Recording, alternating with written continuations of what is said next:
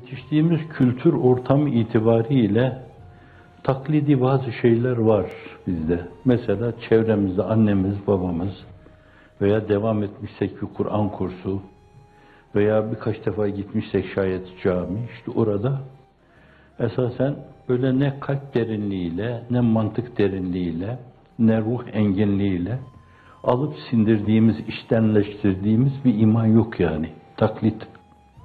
Usulüddin uleması böylesi bir iman makbul mudur, değil midir münakaşasını yapmışlar.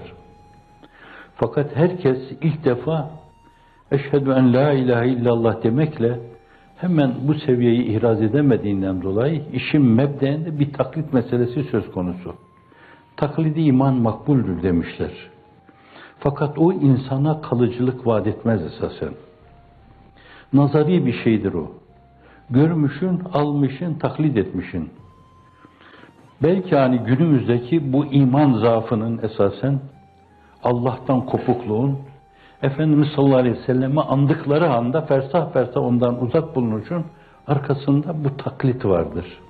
Evvela bu ameliyle yani iman dediğimiz nazari şey aksiyonla takviye edilmesi lazım.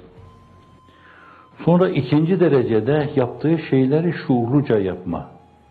Belki onun üzerinde ısrarla durmak lazım yani. İmanu billah, marifetle taşlandırılmazsa şayet bence, insan imanı heceler durur. O bir yönüyle marifetle taşlandırılması lazım. Vicdan kültürü şeklinde kelimenin birisi Frenkçe, birisi de vicdanda bize ait bir kelime. Vicdan kültürü diyebilirsiniz. Tabiatın derinliği diyebilirsiniz. İçtenleştirme diyebilirsiniz. Bir yönüyle belki kendi içinizde size ait bir buğut, bir enginlik, bir derinlik diyebilirsiniz. Marifete diyebilirsiniz. Ondan sonra bir aşk dönemi yani Allah'la münasebete biliyorsanız bilen sever, bilmeyen sevemez.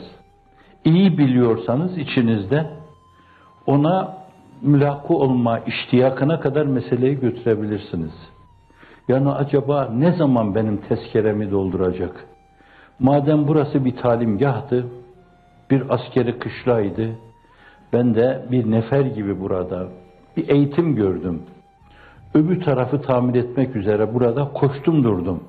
Acaba tezkeremi ne zaman dolduracak? O şebi arusu ne zaman yaşayacağım? Bütün himmetiyle dünyaya müteveccih, bir tane daha, dünyada helmi mezit yolunda yürüyen bir insanın Allah'a karşı yürüdüğü yolda helmi mezit eri olamaz. İnsan böyle ikilem yaşayamaz. Bu iki şeyi birden götüremez. Dünyaya dünya kadar وَبْتَغِ ف۪ي مَا آتَاكَ اللّٰهُ الدَّارَ الْآخِرَةِ diyor Kur'an. Allah'ın sana verdiği şeyle Karun'a karşı sen ahiret yurdunu talep et. Talep kelimesinin ötesindedir yani iptiha kelimesi. Derinlemesine delice onun arkasına düş. Onu elde etmek için başı dönmüş gibi, bakışı bulanmış gibi tam elde edeyim mülahazasıyla koşturdur arkasında. وَبْتَغِ ف۪ي مَا اَتَاكَ اللّٰهُ الدَّارَ الْآخِرَةِ ahiret yurdunu وَلَا تَنْسَ نَصِيبَكَ مِنَ dünya. Nisyan diyor. Dünyadan nasibini unutma. Onu nisyana mahkum etme diyor. Dünyaya bakış böyle, ahirete bakış öyle. Bir şeyin kıymet harbiyesi neyse bence ona öyle bakılması lazım. Şimdi imanu billah marifetle taşlandırılmazsa, o muhabbet seviyesine yükseltilmezse, o muhabbet bir yönüyle istenmez fakat gelir o. Bir zevki ruhaniye inkılap etmezse, zevki ruhani. Öyle ki artık bir yönüyle tabiatın dürtüleriyle, kendi iç derinliğinin yönlendirilmesiyle yapacağı şeyleri yapar. İnsanlığın iftihar tablosunun buyurduğu gibi, sizin cismaniyet adına zevk aldığınız şeylerden ben ibadette zevk alıyorum der.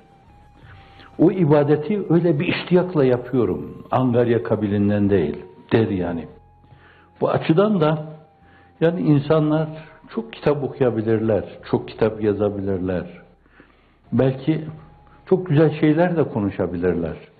Ama bir yönüyle imanlarını marifetle taşlandırmamışlarsa, marifetlerini muhabbetle ona bir sorguç takmamışlarsa şayet, muhabbetlerini aşkı iştiyaka çevirememişlerse, bu mevzuda bir helmin mezit kahramanı olarak yaşamamışlarsa, dünyada bata çıka yürüdükleri halde mümin olduklarını iddia ediyorlarsa, efendim yalan söylüyorlar bir kere. O nazari şeyle bence dedikleri şey arasında fersah fersah mesafe var. Kemesel desem mi demesem mi? Kemeselil himari yahmilu esfara. Tıpkı bir merkup gibi sırtlarında kitap taşıyor ama sırtına İncil'i de Tevrat'ı da vursanız, Upanişatları da vursanız, efendim Kur'an-ı Kerim'i de Sünnet-i Sahiye'yi de vursanız, Ziya Paşa'nın dediği gibi bed asla necabet mi verir hiç üniforma, zerdüz falan vursan şey, yine şey, yine şey, yine şey, nezaketiniz de adı şey oldu onun ama siz anlarsınız. Kemeselil himari yahmilu esfara. Sıfırları, kitapları, fasikül fasikül kitapları sırtında taşıyor ama onlardan istifade edemediği gibi, hiçbir işe yaramadıkları gibi işe yarayacak şeyler, işe yarayacak şeyleri yararlı hale getiremediği için işte o şey gibi olur. Hafizanallah, yine şey diyelim onu.